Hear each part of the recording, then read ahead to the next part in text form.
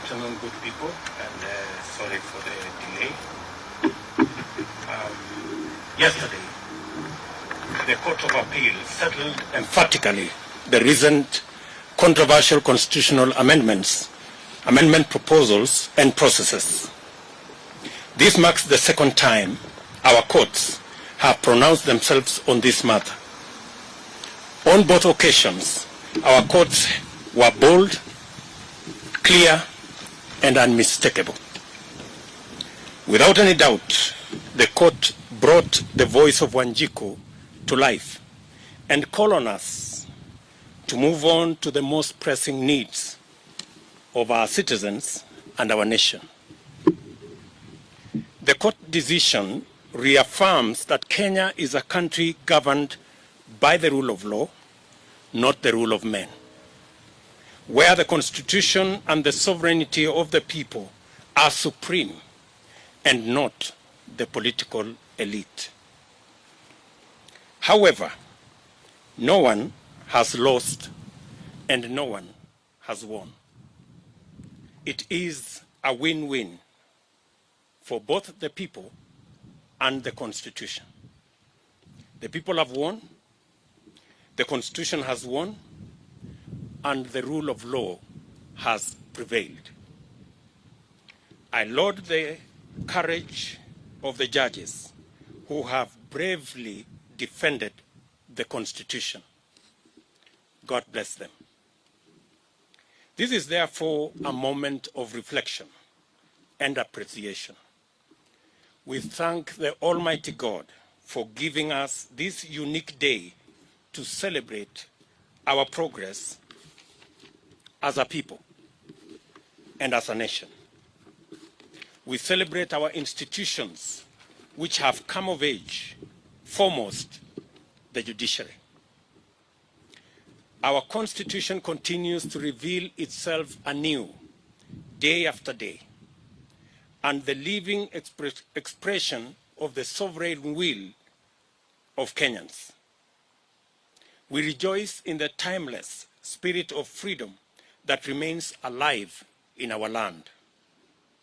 We delight, most thankfully, in the vigilance and the civic engagement that pervades our country, and the commitment by Kenyans of all walks of life to rise and defend their liberty.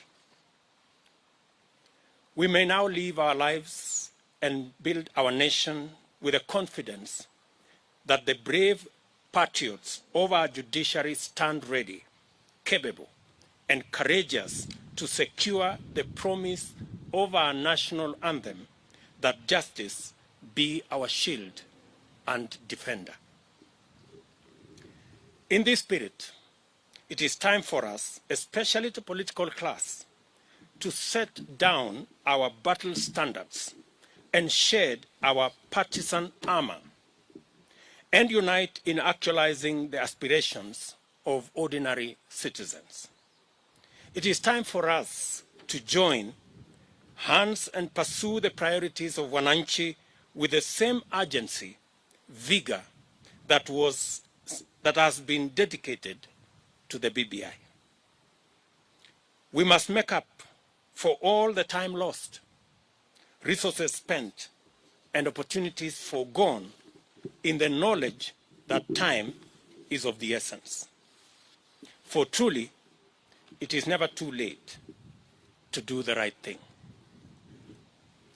I therefore plead with all leaders to harness the spirit of bipartisanship and direct our minds and energy towards efforts that positively affect the well-being of all our citizens.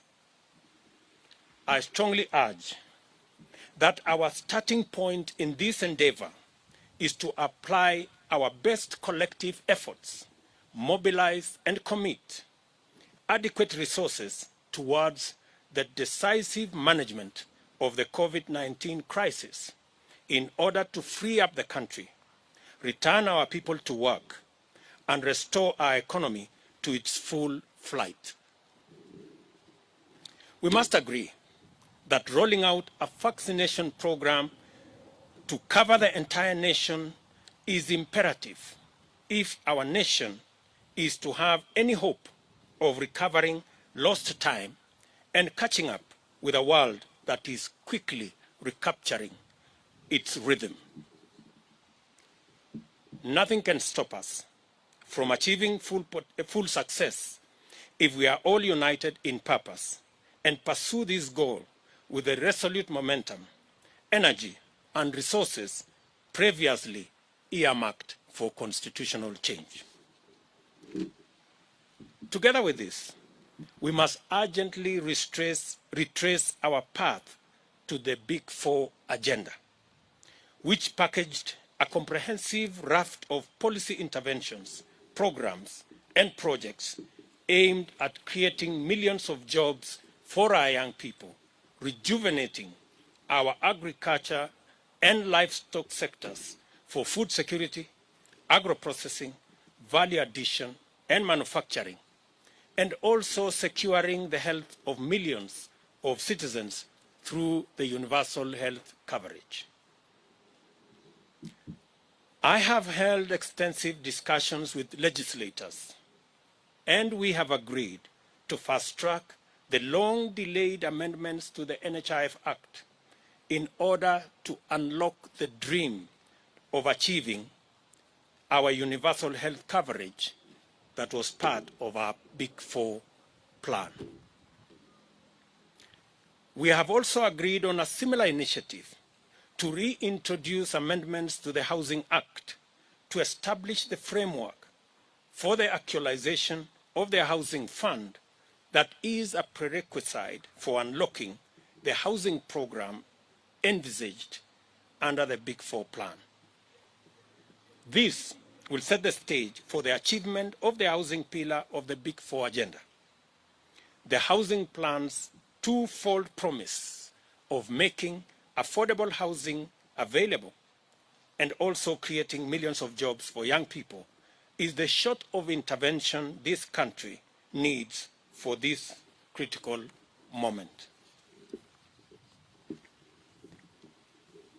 We should work with Parliament in its full bipartisan strength to create the legislative framework required to facilitate mobilization of resources necessary to radically transform agricultural production and productivity.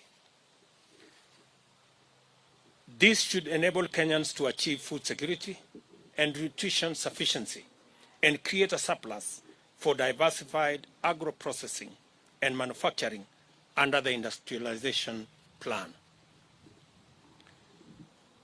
This effort will finally rise to the challenge of moving over 2.5 million families from food nutrition poverty and perennial dependency on food relief. Going forward, we shall need to focus on strengthening and recalibrating our economic policy and programs to deal with the most pressing, the most urgent, and the most consequential needs, beginning with a deliberate, thorough, and purposeful reckoning with the chronic problem of youth unemployment. We must figure out a way of enhancing productivity and competitiveness while creating millions of job opportunities as a matter of urgent priority.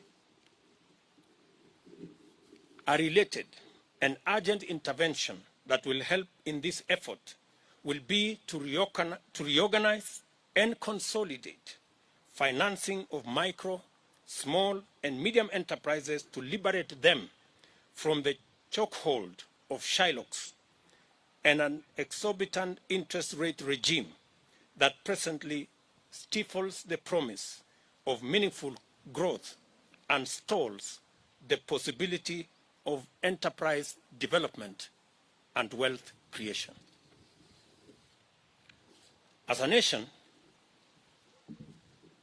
we must commit to creating opportunities for every enterprising Kenyan to thrive and make a living.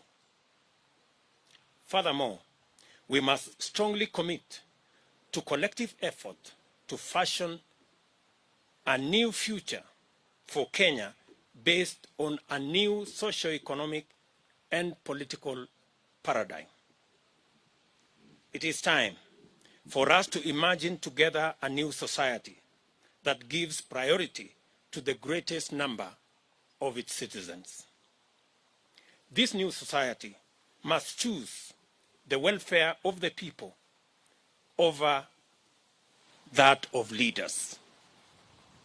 It must prefer the realization of empowerment of the masses to the naked pursuit of power sharing among the political elite.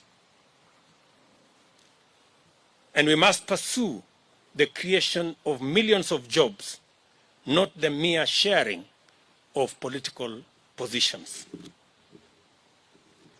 The nation we envision is focused on success through enterprise, not largesse from patronage, and is committed to fundamental and inclusive economic transformation, not opportunistic coalitions to rig the system against the people.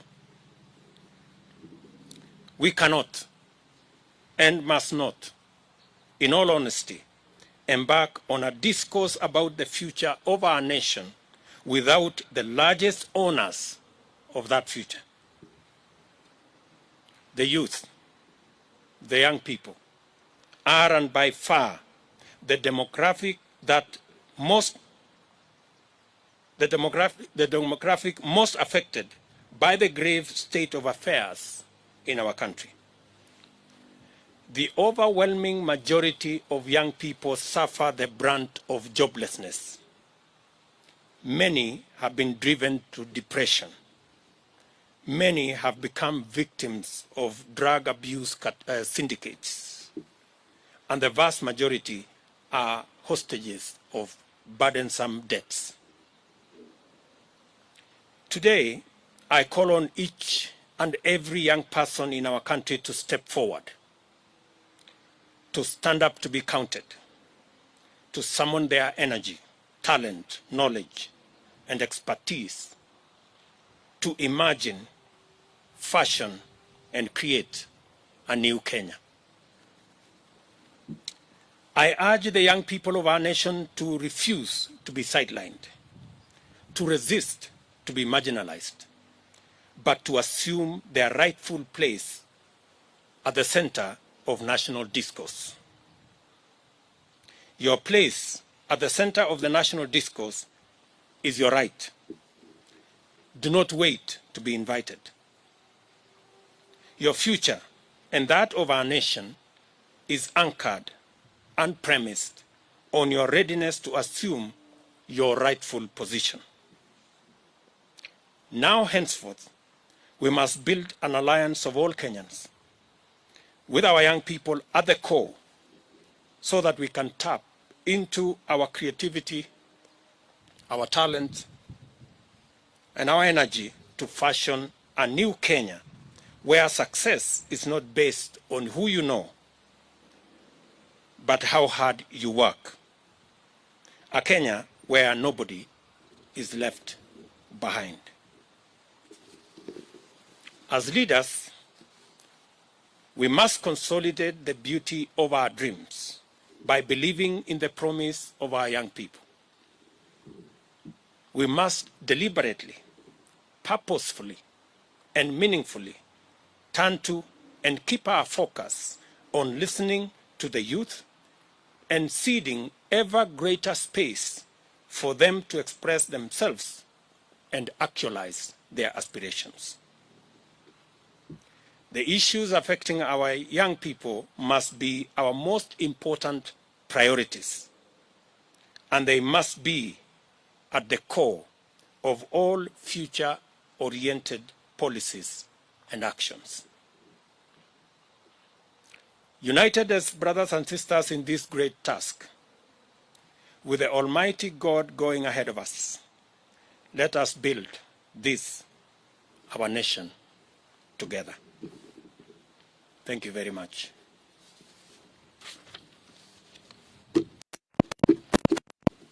That is my statement. I will take one or two questions just to make sure that there is sufficient understanding of the statement I have made.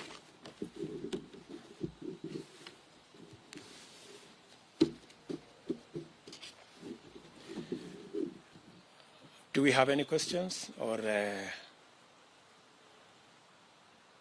statement had sufficient clarity? Thank you very much, good people. Have a good weekend. Asanteni sana.